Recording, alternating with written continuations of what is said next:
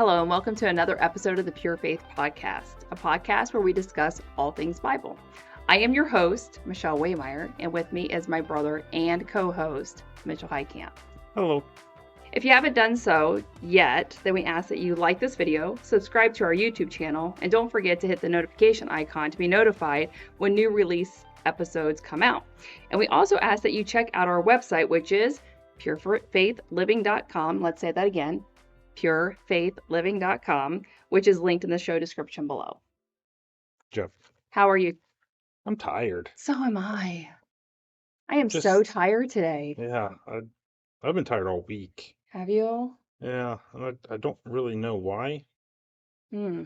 I think it's still from drill. It's just I slept. I got plenty of sleep. They keep you really busy? I was busy, but I don't get good quality sleep. Well, I can tell you that I was dragging today. Just dragging. So I did have a cup of coffee, but as you can tell, it had no effect on me. Like I'm so You accidentally drink decaf. No, it is regular, but we're getting our kitchen redone. So I have been busy with all of that stuff, and I think I'm just tired. Mom said something about that yesterday. Yeah, Mom stopped by yesterday. Mom stopped by today. So, speaking of our family, our Uncle Ralph passed away this last Monday? Tuesday night. Yeah. So, our prayers go out to the Kunk family and to all of them for the loss of a grandpa, a dad, a brother, a husband. So, we lift their family up this week, and we've got a viewing on Monday and a funeral on Tuesday, and Tuesday's Dad's birthday. So it's gonna be a hard day on Tuesday for us to go into the church, and it's supposed to be a joyous yet sad occasion to see the family be so devastated in the loss, and we hope they can find their peace. Yeah. So yeah, there's that. You're awfully quiet. I am. Oh no. I know we both said, I said, let's get this in and out. You're like, yeah, I'm done. Let's get it knocked out. I'm like, sounds good to me. And we've got a big weekend. It's Easter weekend. Resurrection Sunday's coming up. So and by the time this is released, it'll be after Oh Easter, yeah, I always forget that. We hope that everybody had a good Easter. Yes. And everybody remembered the true reason for the Easter season. It's so different when talking to people because everyone's like, Happy Easter, and I'm just like, Happy Easter, and then it's like, there's a whole different meaning to it. I mean, 10 years ago, I was hunting for baskets and candy and making sure I had the right gifts to give the kids. And, you just you lose all of it. And, I like to say since I've been redeemed, it's a whole different meaning to all of it. So I can tell you, I have not bought anything for Easter because Paige and I actually had this discussion, I think yesterday or the day before, if we're doing the whole Easter basket thing. And I'm like, I don't really get the concept of the Easter bunny. Either. So I'm like, I need the candy because I'm fat, but I don't think the boys need candy. So we should just get a family basket for me. That's a good idea. And then and you could do if you can find coloring books your kids love to do that kind of stuff. If you can find something that celebrates the real meaning of Easter, that would be fantastic to do something like that, where you can have that candy in that basket, that everybody tends to get, but maybe try and bring the true meaning to it as well. So are they too young to make them sit down and watch The Passion of the Christ? Oh my gosh. By the looks of Christy's face, yes, they are. But they could watch Chosen. I mean, they could watch that. So, P.S. I'm not nearly as far as what I thought I would be by now. I got really busy at work. I don't know what happened. I was like, why am I so busy? People seeing that you have people heard you're listed to watching too many shows. Yeah, that's exactly what probably happened. They started sending me all this work, so now I'm way behind schedule. I gotta take some days off work just to catch up. use some sick time.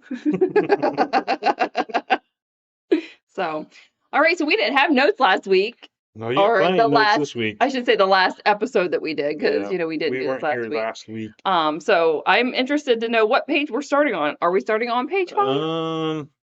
Yeah, I don't have Page pages up numbers? here. No, that is actually from 2 episodes ago. So I'm glad I let's keep asked. going. So this So, is last week's. Since you didn't have notes, these notes are there. oh, for If those, okay, you perfect. want them, So you have we 'em, actually could go back and watch the episode and and mark you our get to take notes. notes. Yeah. Okay, So keep good. going. Let's keep going. Keep All going. right. Keep going. Keep going. Oh my goodness. Oh, right here. Okay, so we're on page So 10. yep, beginning of page 10. All right. Everybody ready? So see how quick I went through those notes? So quick, just Like, that's almost awesome. instantaneously. It was. Just like it was like a flip of the page. Pun I intended. always make myself laugh. Pun intended. Oh shoot. So yeah, so as I mentioned at the end of our last episode, we are now caught up to Matthew. We I will don't be remember. getting back into Matthew, and so I'm going to start off by reading Matthew 12 through 17, and then we're going to start doing our verse by verse. And whenever we do verse 12, it'll kind of be a recap of what we covered last week at the end of that episode. Okay. So I want to use that as our recap.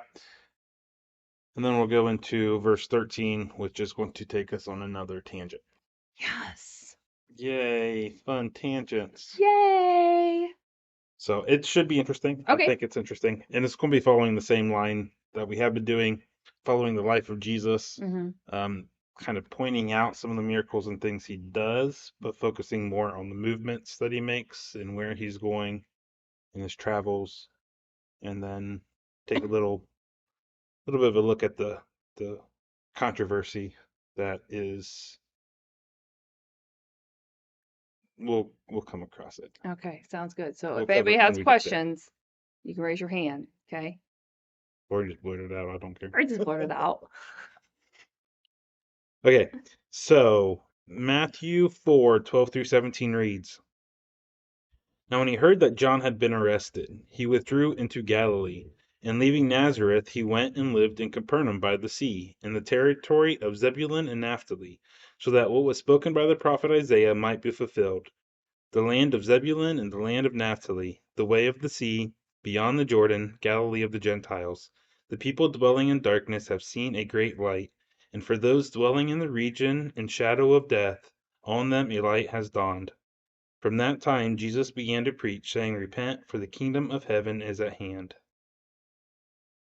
So, again, now that we have our last 3 episodes that we covered, we now see what happened from the end of Matthew 4:11 to Matthew 4:12.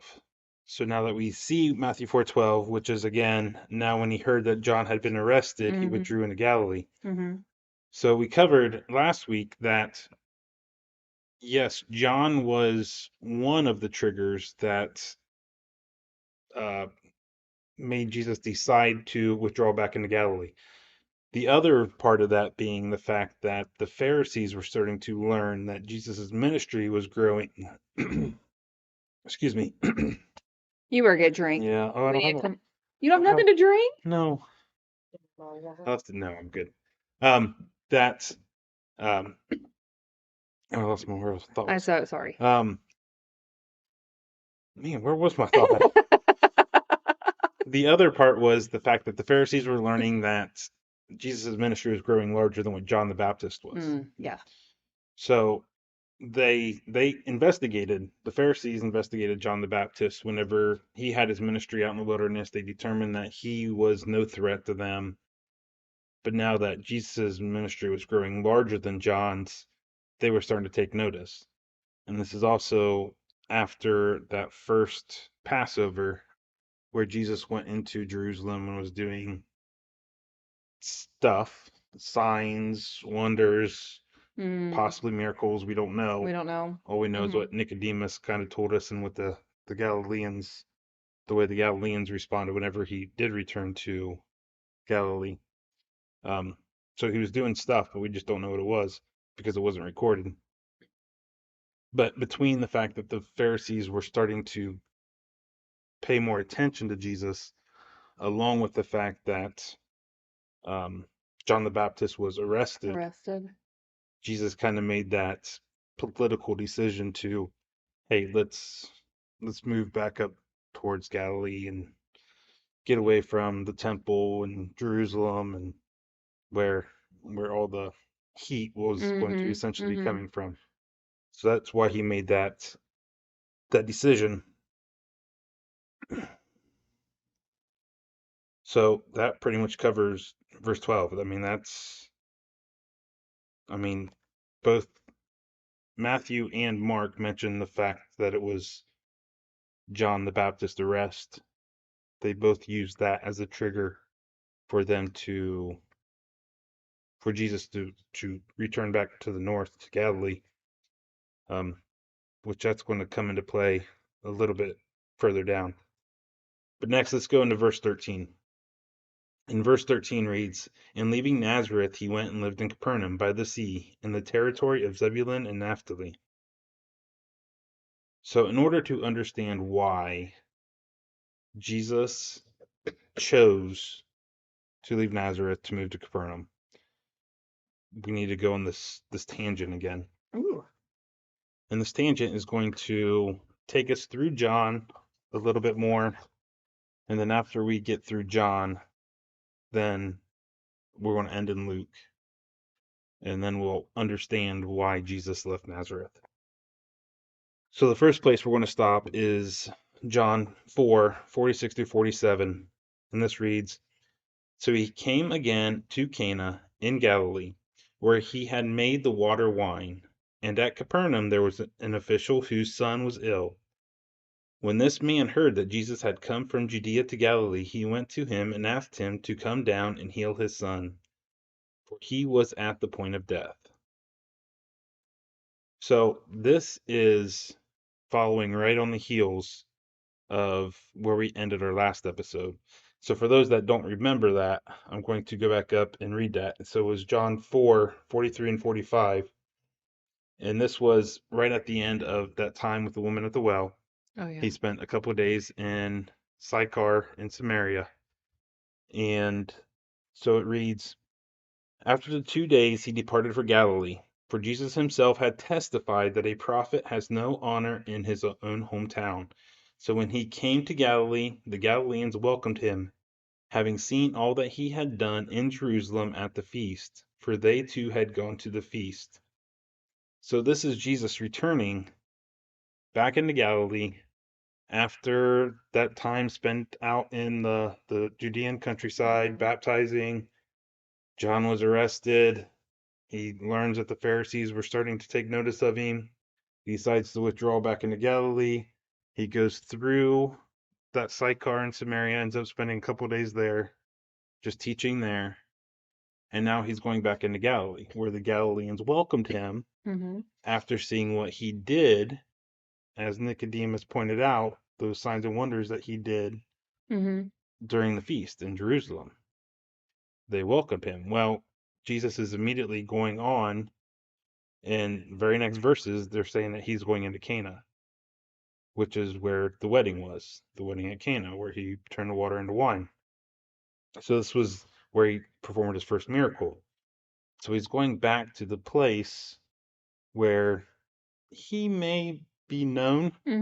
I'm not saying everybody knew about that miracle. Jesus was very well known, at least early on, saying, hey, don't tell anybody about this miracle. Right. My time has not yet come. Yep. But I'm sure there were some people there who knew about the miracle. And word So, travels fast. so he's going back to a place where he probably is being welcomed with open arms because they have witnessed some of his power. But then we just see, again, we're not going to go into detail about this healing, but while he's there at Cana, an official from Capernaum comes down, has a sick son, and Jesus essentially heals that official son.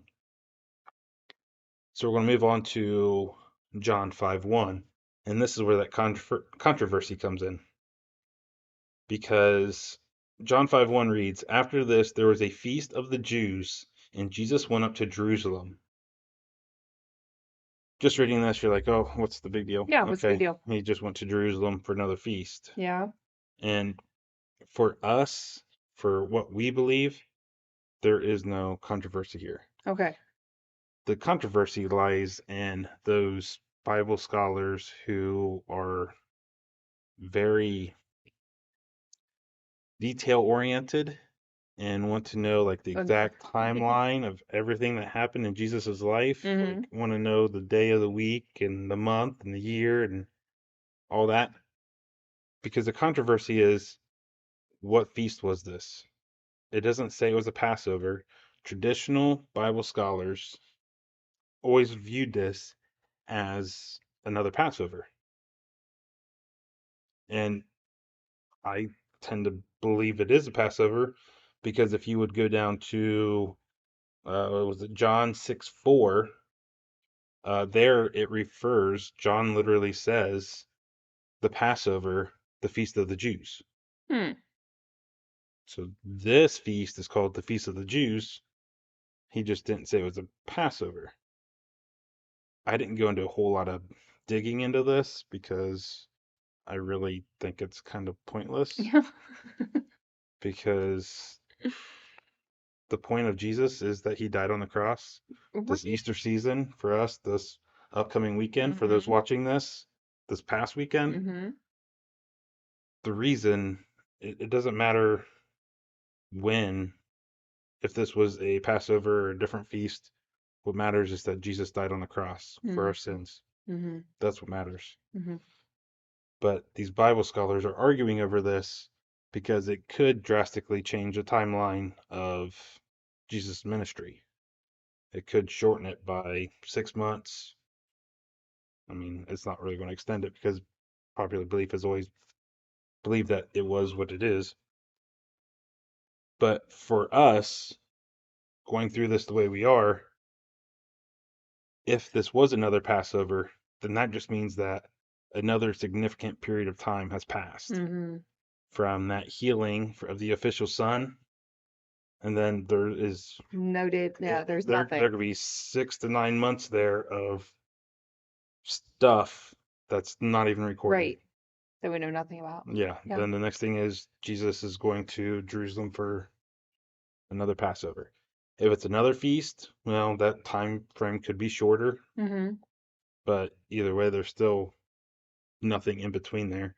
Right. We just don't know the exact time frame, which again, it doesn't matter because what matters is what Jesus did, Right. not when he did it. Right. You're exactly right. So, but yeah, that's where the controversy is, and I don't know. I'll probably call it a Passover just because. So, the next section that we're going to cover is it's immediately following that John 5:1, which is John 5:2 through 9.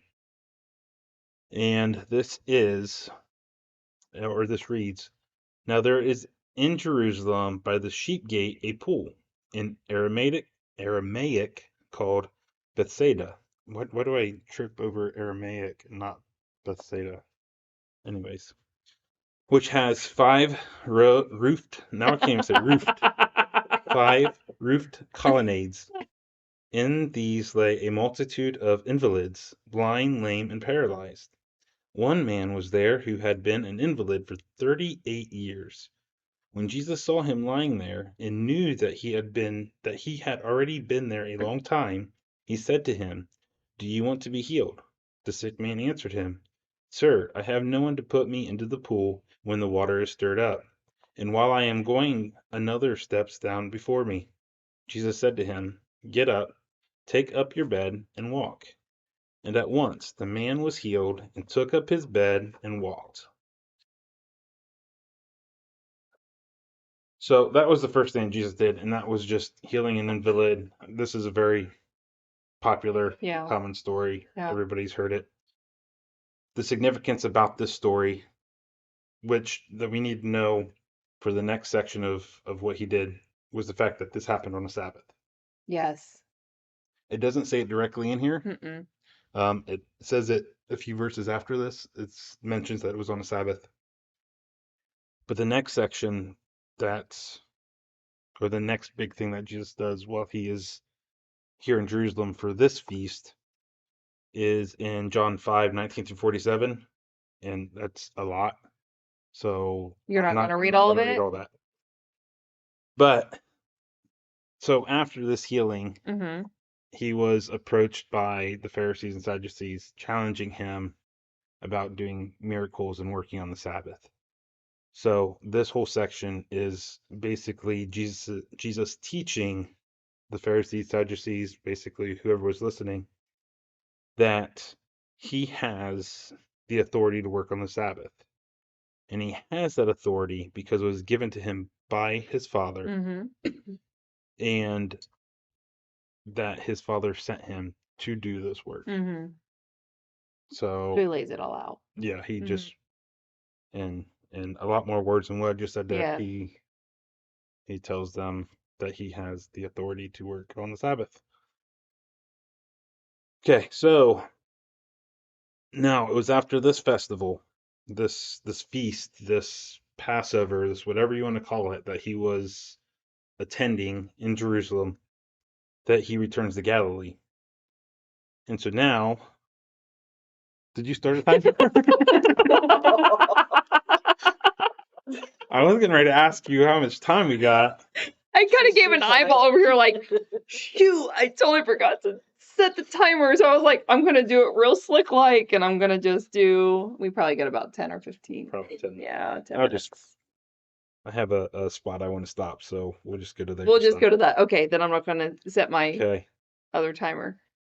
So now we're going to read Luke 4:14 through 30. And this is a lot, but It we is. need to read this in order to understand why Jesus left Nazareth. So, everybody stretch, get ready. That's gonna be a lot. You gonna be okay? No, Okay. I might fall asleep halfway through. Anyways, so this reads, And Jesus returned in the power of the Spirit to Galilee, and a report about him went out through all the surrounding country. And he taught in their synagogues, being glorified by all. And he came to Nazareth, where he had been brought up. And as was his custom, he went to the synagogue on the Sabbath day, and he stood up to read. And the scroll of the prophet Isaiah was given to him. He unrolled the scroll and found the place where it was written, The Spirit of the Lord is upon me, because he has anointed me to proclaim good news to the poor. He has sent me to proclaim liberty to the captives and recovering of sight to the blind, to set at liberty those who are oppressed, to proclaim the year of the Lord's favor. And he rolled up the scroll and gave it back to the attendant and sat down. And the eyes of all in the synagogue were fixed on him. And he began to say to them, Today this scripture has been fulfilled in your hearing. And all spoke well of him, and marveled at the glorious words that were coming from his mouth. And they said, Is not this Joseph's son? And he said to them, Doubtless you will quote to me this proverb, Physician, heal yourself. What we have heard you did at Capernaum, do here in your hometown as well. And he said, Truly I say to you, no prophet is acceptable in his hometown. But in truth, I tell you, there were many widows in Israel in the days of Elijah, when the heavens were shut up 3 years and 6 months, and a great famine came over all the land. And Elijah was sent to none of them, but only to Zarephath, in the land of Sidon, to a woman who was a widow. And there were many lepers in Israel in the time of the prophet Elijah, and none of them was cleansed, but only Naaman the Syrian. When they heard these things, all in the synagogue were filled with wrath, and they rose up and drove him out of the town, and brought him to the brow of the hill on which their town was built, so that they could throw him down the cliff. But passing through their midst, he went away. So again, that was a lot, but this is the reason Jesus left Nazareth. He he really didn't choose to leave Nazareth. I mean, he chose to proclaim what he proclaimed in the synagogue, Mm-hmm.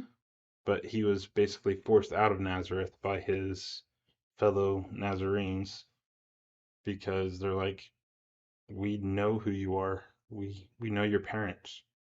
We knew you as a kid, Mm-hmm. and now you're claiming to be the Messiah?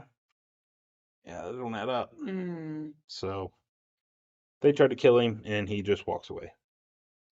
So that's the reason he leaves Nazareth. Mm.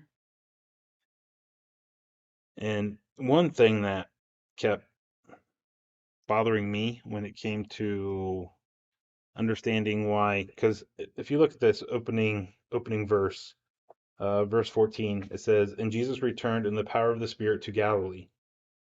Well, how is this return to Galilee different from that we see in Matthew Right. and also Mark, which Mark and Matthew are very, very similar. Similar. I Mm-hmm. wouldn't say word for word, but they're very, very close to the same. So why is this return to Galilee different from those two mentions of Jesus returning to Galilee?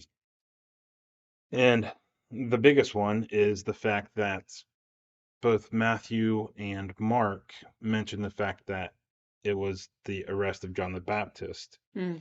that was the trigger For him to for go back. Jesus to go back into Galilee. Mm-hmm. And but here with Luke, Luke doesn't mention John at all. There's no mention of John here. So, but then we also look at just the overall feeling of it, where with Matthew and Mark, Jesus is withdrawing to Galilee. Well, with Luke, Jesus is returning in the power of the Spirit. Mm-hmm. Like it has a lot more punch. Like, Yes. I got that too from when you read it. yeah. Yeah. So there's just different feeling to it.